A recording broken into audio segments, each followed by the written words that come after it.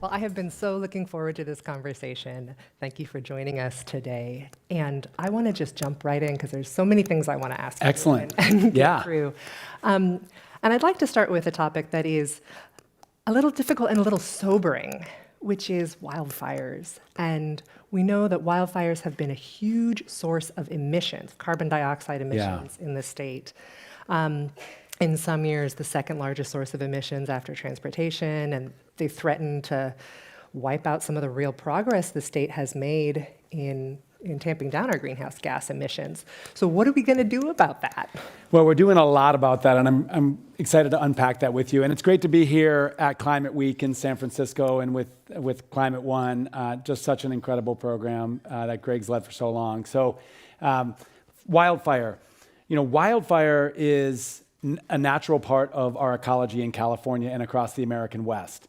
The big challenge is this unnatural, catastrophic level of wildfire that we're experiencing in California. Before California was a state, when Native American communities were stewarding our lands, they had established a lot of low-level prescribed fire, cultural fire onto the landscape to manage this. California statehood comes on. That practice is actually prohibited. There's sort of a misunderstanding of a lot of our natural resource professionals over almost a century to try to exclude fire from our landscapes. And then when we add on climate change, which means hotter temperatures and less healthy forests, we have this epidemic of catastrophic wildfire risk. In the last 5 years, 7% of our state has burned. And most of that has been catastrophic wildfire that's threatened communities and also essentially charred landscapes. Now, we know that there's a lot that we need to do and there's a lot that we are doing. And fundamentally, it's about restoring health to our landscapes, whether it's forests in Northern California, the shrub chaparral in Southern California. So it involves a couple things. One is, our firefighting entity under our agency, CAL FIRE, is the most sophisticated in the world. So we're doing more to respond to fires and keep them small. We're doing more to take action upfront proactively, and that's where Wildfire Resilience comes in. Our governor and legislature, $3 billion of funding over the last 3 years alone on these projects, whether they're fuel breaks around communities that allow wildfire firefighters to take a stand, or whether they're reducing the density of vegetation or reintroducing that prescribed fire. We have a target to hit 1 million acres of these projects with the federal government by 2025.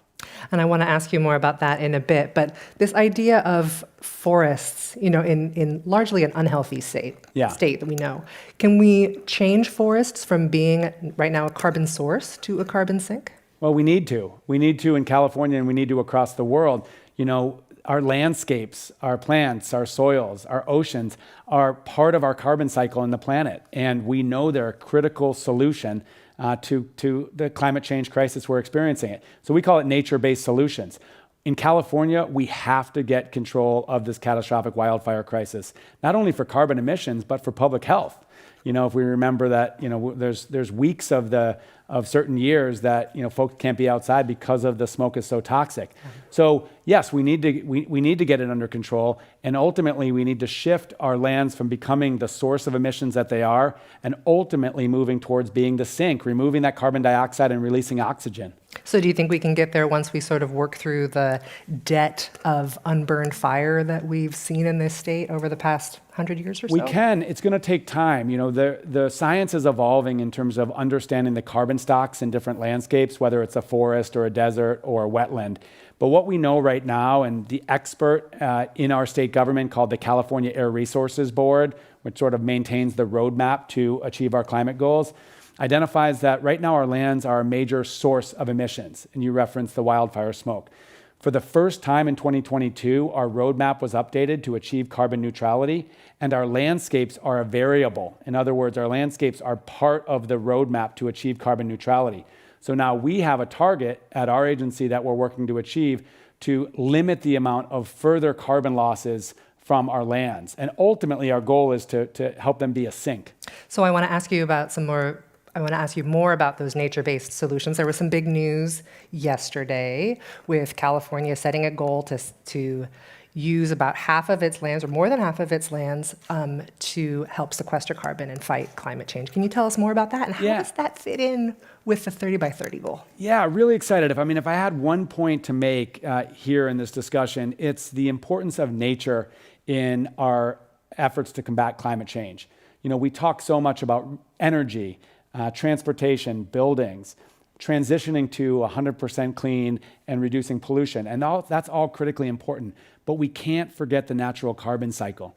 And it's in fact the International Governmental Panel on Climate Change, which are this collection of global scientists that advise the United Nations, that identified that it's nature-based solutions that are going to help us achieve a lot of the near-term progress we need to make stabilizing our climate.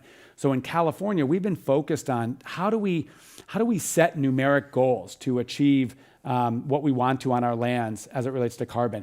So yesterday, Governor Newsom released over 80 specific targets, landscape by landscape. So think forests and farms, deserts and wetlands, coastal savanna, cities, with specific actions and a numeric target of the amount of acreage or the scale of these actions. Everything from the forest management that we talked about to restoring wetlands, to greening our cities, to introducing regenerative agricultural practices. These are all actions that are going to improve the health and resilience of our landscapes. And for the first time, they're going to actually enroll our lands in California in this world-leading fight against climate change. And how is the state going to make sure that that actually happens, that there's policy to back up that goal? Yeah. Well, I was with the governor this morning with a group of leaders, and one point he made is that California sets among the most ambitious climate action goals in the world. And to date, we've met those targets. So if you think back to 2007, California, one of the first places in the world to set a state law to reduce carbon pollution. That was called Assembly Bill 32 or AB 32. And it required a certain pollution reduction by 2020. Well, California got there 3 years early. When I worked for Governor Jerry Brown, we set a zero emission vehicle target of 1.5 million vehicles by 2025. And we reached it last year, 3 years early. So we're focused on setting ambitious goals and then meeting them. Now, as it relates to these nature-based solutions, a lot of work's already in place. So over $1 billion has already been spent in the last few years alone, conserving our lands, which is 30 by 30. I want to talk about that. Mm-hmm. But then all these practices, I think over $100 million for our Healthy Soils program to incentivize farmers to put organic content into their soils. Same with urban greening, tens of millions of dollars to green schoolyards and city streets and vulnerable communities to extreme heat. So there's a lot of work that's happening, but like a lot of our goals in California and around the world, we have to accelerate our actions.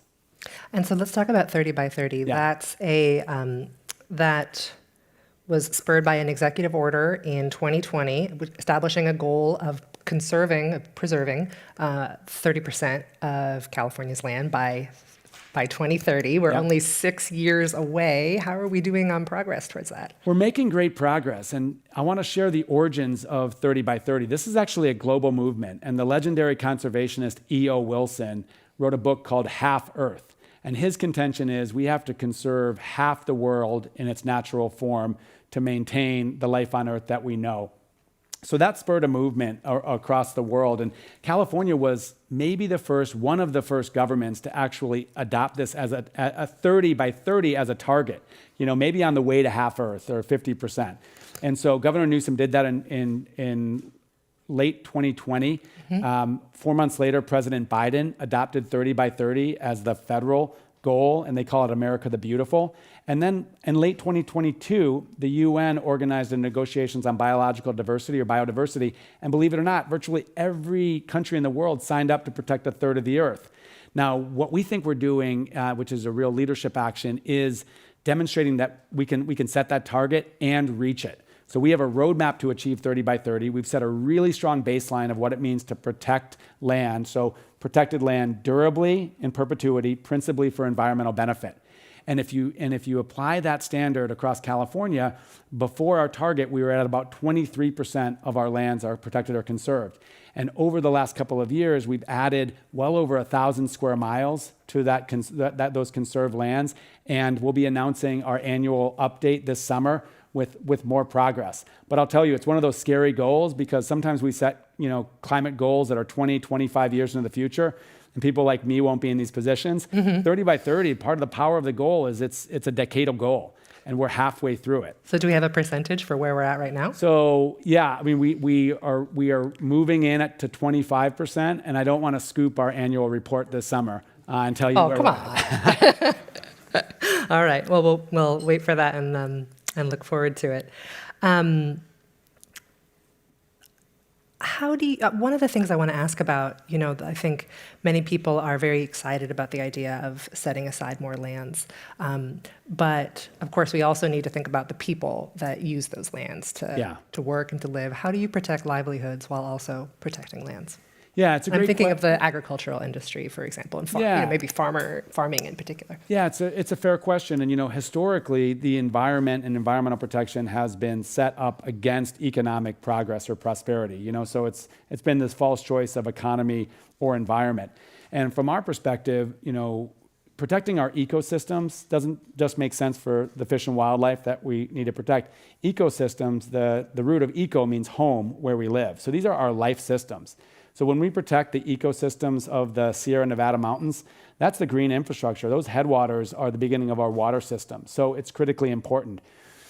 We need to continue to grow in California. We need to build housing. We need to build that clean energy infrastructure.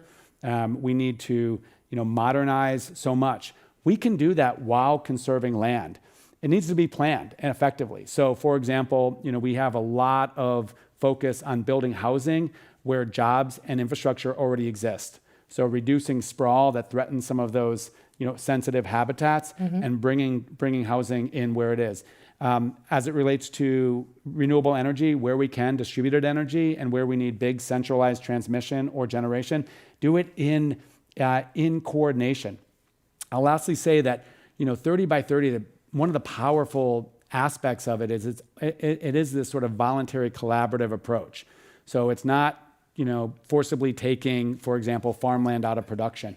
But the 10th pathway within our pathways to 30 by 30 is other enhanced conservation measures. So they're not necessarily going to accrue to the acreage, but those sustainable agricultural practices, right? Like putting compost onto your soils to improve the health of the soils, or planting hedgerows for biodiversity. Those are complementary measures. And so we actually have really strong partnerships with the agricultural community, the cattlemen, for example, because we know that productive working lands can actually deliver environmental benefits. And so we're working to incentivize practices to do just that. One of the areas that the state has, I want to go back to wildfires because it's my favorite topic. And wildfire resilience is my favorite topic. It's an important topic. Yeah. We've seen huge investments from the state in wildfire preparation, wildfire mitigation, in addition to the management. And the last 2 years, we've had, fairly light, relatively light wildfire seasons. How much do you attribute that to the weather and good luck? And how much do you attribute that to the investments that the state has made? Yeah, it's a really great question. So, when Governor Newsom came in, right after he was elected, was the Camp Fire that destroyed paradise and took almost 100 lives of Californians. And then the next couple of years were brutal on California, and that coincided with the driest 3-year period in the state's history. Right. Believe it or not, people like Greg knew me when I didn't have my white hair. This is like premature, presidential, graying as a result of all this. So I am really thankful, one of like 2 really solid water seasons and then 2 moderate seasons. I think, look, a lot of it is Mother Nature. What we know about climate change is that there is variability, but the trend can't be denied. And at the same time, we are seeing these investments work. So over the last couple of years, we've tracked wildfires that were in danger of becoming very large. And once they reach a certain size and temperature, they're basically making their own weather, and there's very little that you can do through firefighting. Well, what's kept a lot of those fires small are some of those proactive projects, those prescribed fires, that vegetation thinning, those fuel breaks. And so there's numerous fires over both of the last, fire seasons that we can point to that have actually been smaller as a result. We also, the budget of CAL FIRE's doubled under this governor, so we're attacking fires more quickly. I'm really excited, though, that CAL FIRE is also getting more prescribed fire onto the ground than it ever has, partnering, learning from California tribes. That's a really key part of nature-based solutions, is bringing in this traditional ecological knowledge of our tribes. It's so remarkable when you spend time with tribal communities in California, the intimate knowledge that they have of how to steward these lands. And we've purposefully, over a century, disconnected ourselves from this knowledge. So on wildfire, you're seeing a lot more prescribed fire. You're seeing a lot of these proactive actions. You're seeing more response, and it's paying off. But, we continue to hold our breath for another, horrible fire season. And, last year it wasn't us, but it was Hawaii, it was Canada, it was Greece. Yeah. I'll share that we've initiated a Mediterranean Climate Action Partnership, which is really pretty exciting. We have, a Mediterranean climate in California. So think temperate climate, wet season, dry season. Mm-hmm. Well, it's shared with the European Mediterranean, but then certain parts of the southern hemisphere that are a certain distance from the equator, and that includes South Africa. Chile, Yeah. South Africa, Australia. Mm-hmm. And we were going to these international climate convenings, and we were, California's so visible. People were coming up to us and saying, we're experiencing the exact same thing. Chile just had its most deadly wildfires their summer this past winter for us. So we've come together. We actually had our first meeting last week, really focused on how do we exchange expertise and support each other's efforts on wildfire, drought, and extreme heat, recognizing that we're not alone in this. So even if we have a good fire season or a good water season, we recognize that, as scary as this is, the last decade could be the best decade of our lives as it relates to climate impacts. I know, it's worrying. I do think that empowering Indigenous and Native people and paying attention to some of that traditional knowledge has been one of the most compelling stories related to wildfire of our time.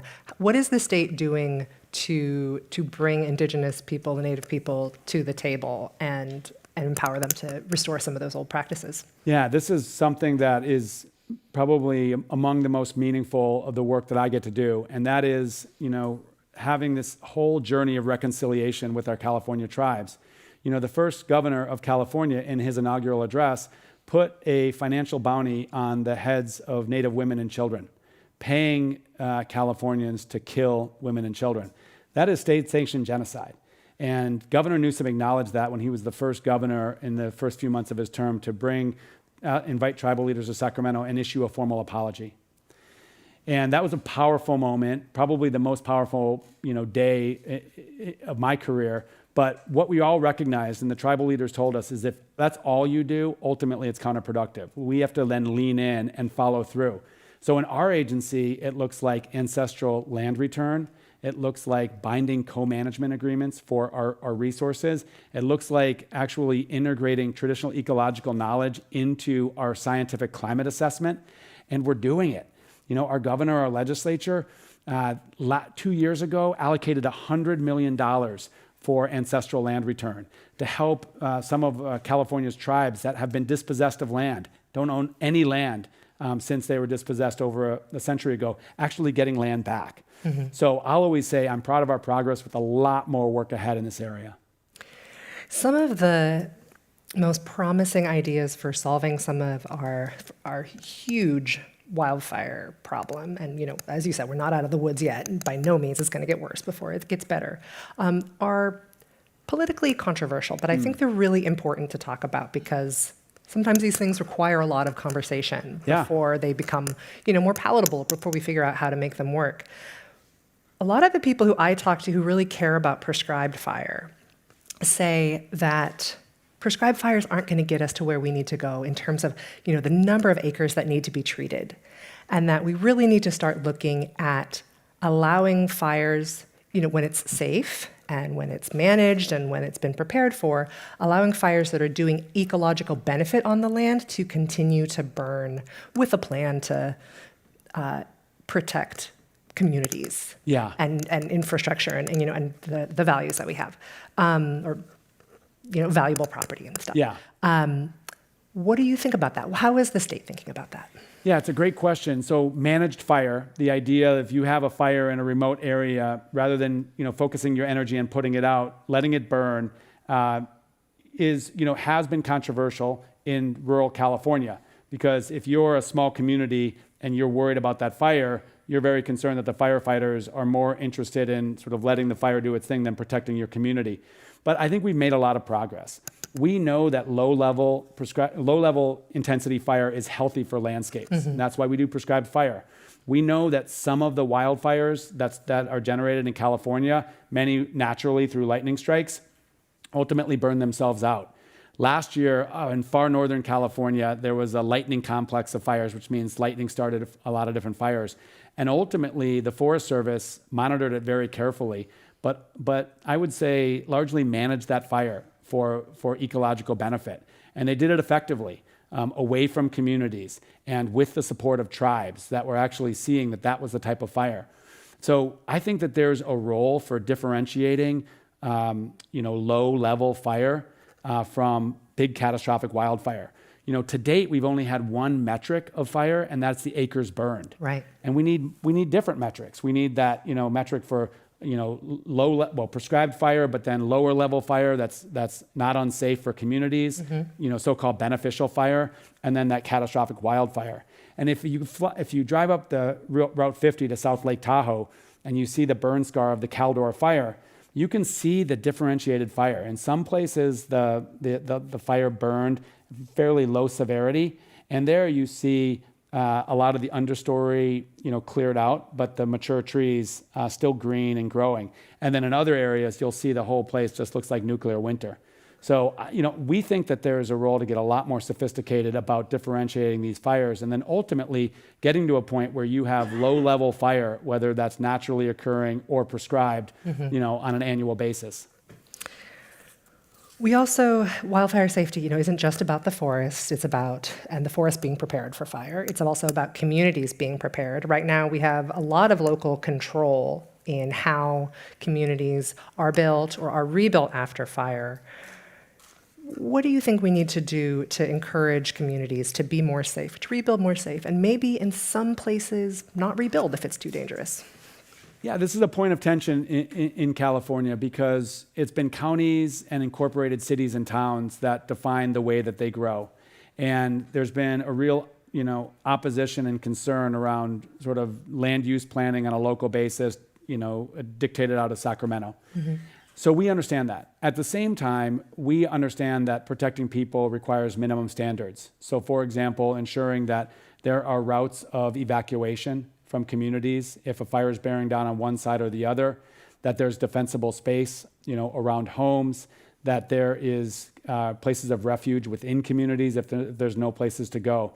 So the state does have authority to create, update, and enforce those standards. So it's a dynamic process. I mean, I will say that there's a lot of work happening across the state in these communities to make them what we call fire wise. It's not about excluding fire from their regions. They know that fire is inevitable, but how do you actually live through fire? I don't think it's going to get to a point where Sacramento is dictating every last decision out of the counties or cities, but certainly in everyone's benefit, first and foremost the residents, the state does have to set certain standards that protect life and safety. Are there codes you'd like to see changed? Well, there's codes. There's codes that are being discussed right now, and that's the level of defensible space.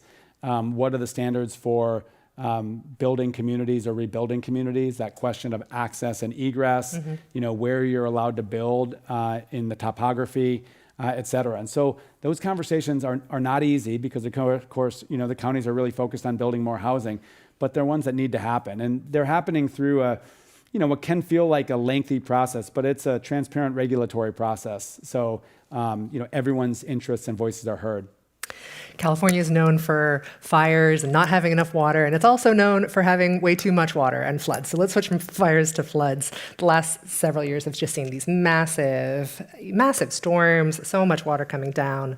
This real climate whiplash from drought to floods. What are some of the best practices for managing that whiplash and adapting to floods? Yeah, well, we've got a lot of them. I'll first say that a lot of this whiplash, or I should say the basis of this whiplash, is natural.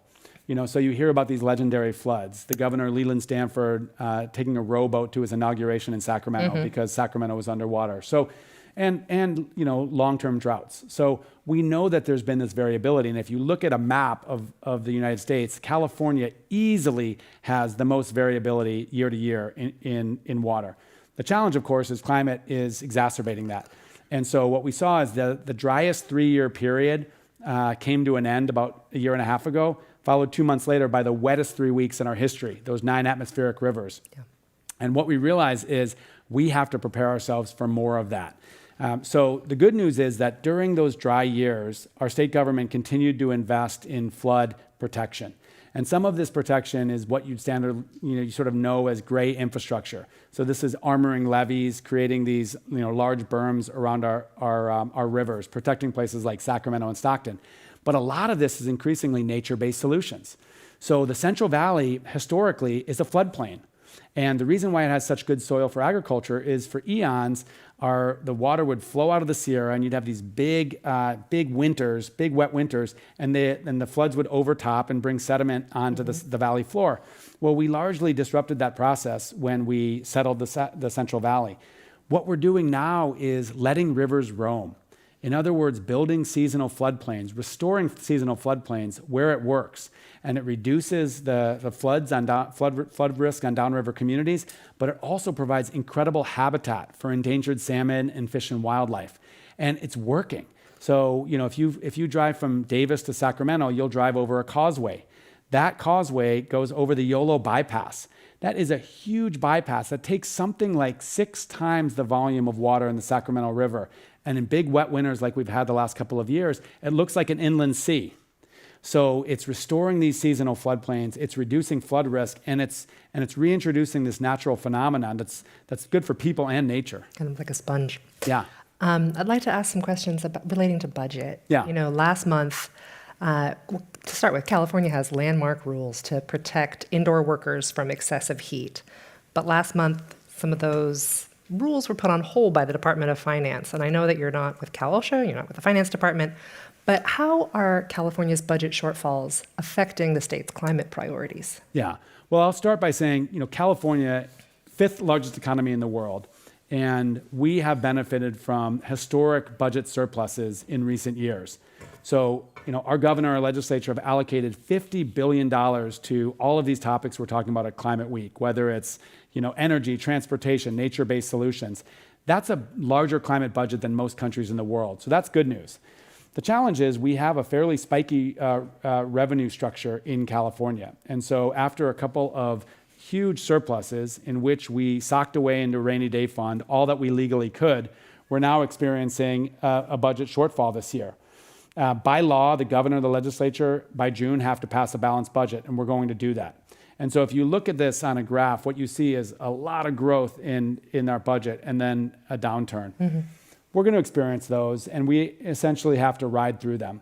What I would say is, climate change is not tracking the California budget. So we know these targets, over the next couple of decades, particularly the ones that really are targeted at 2045, require significant investments. And while we have to pull back investments or sometimes slow the implementation of a rule, the trajectory is clear. California is going to, continue to double down investing in this transition that we need to make.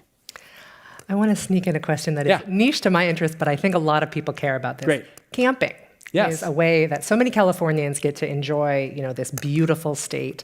It is so hard to get a reservation now. There are new parks opening up every so often, but I rarely ever hear about new campgrounds open. I did a little Googling, and there was a 30-year gap between campgrounds and state parks opening. How are you thinking about this as the state, and can we have more campgrounds? Yeah, it's a great question. I mean, we have a demand-supply imbalance of outdoor recreation. I mean, part of why I came to California from the state of Michigan in my early 20s was to be outside, was to explore this incredible place.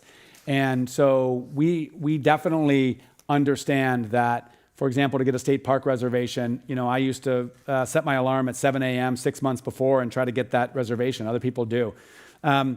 So yes, we're working to build more campsites. We're also working to improve the way that you can access those campsites. So reduce or enable some reservations to actually stay open for longer. So you don't have to be like a professional camper to get on the website. Oh yeah, like 6 wake months up at early. midnight to get that. Yeah. We're also implementing some legislation that enables more reservations that get canceled to be reused. Because sometimes you can show up in a state park and you're looking around and like a third of the sites are actually unused because someone made the reservation and didn't use it. So we're trying to allocate that. We're also engaging in some really interesting public-private partnerships, with entities like HipCamp. HipCamp is the Airbnb for camping. And there's a lot of really interesting camping experiences that people are providing on their own private property.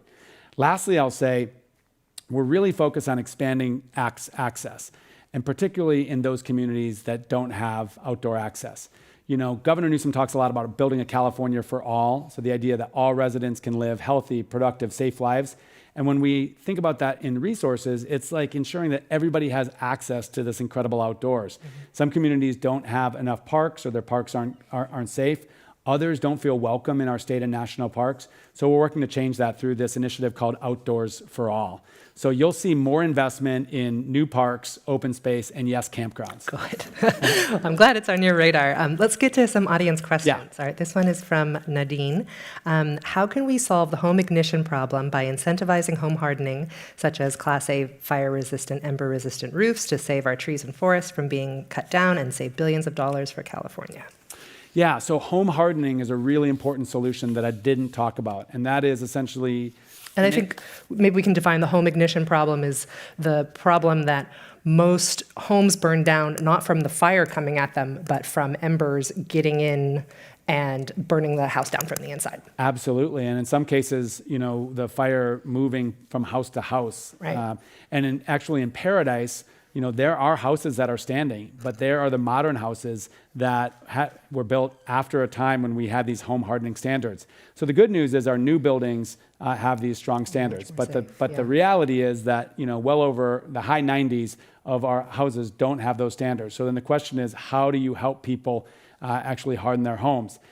We are excited to pilot an interesting program with FEMA around home hardening in communities that have been impacted by wildfire. There's so-called hazard mitigation funds that FEMA gives to communities to ensure that they're more resilient to a tragedy like that again. So there's some of that that's happening. We're also thinking about other ways that we can provide incentives, much like you provided for solar on rooftops for home hardening. Ultimately, 25% of Californians live in these high hazard severity wildfire zones.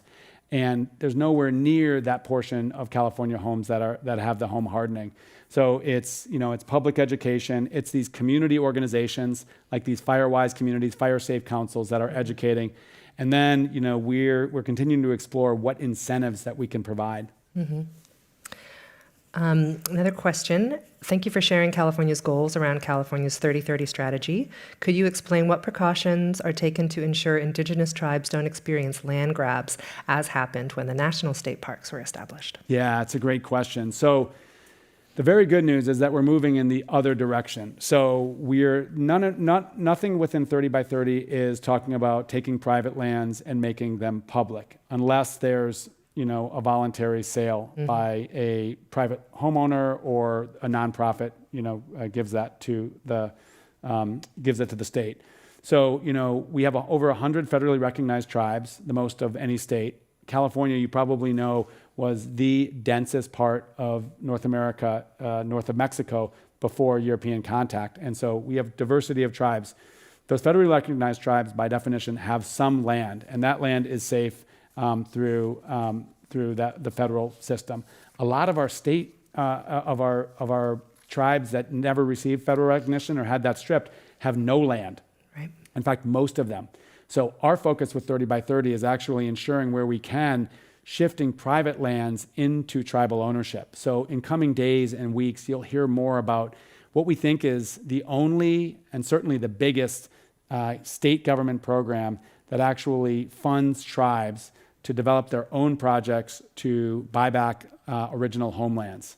That's exciting to hear about. Yeah. Thank you for these questions, and thank you, Wade Crowfoot, California Secretary of Natural Resources. Really fun to talk. Appreciate it. Yeah. Thank you.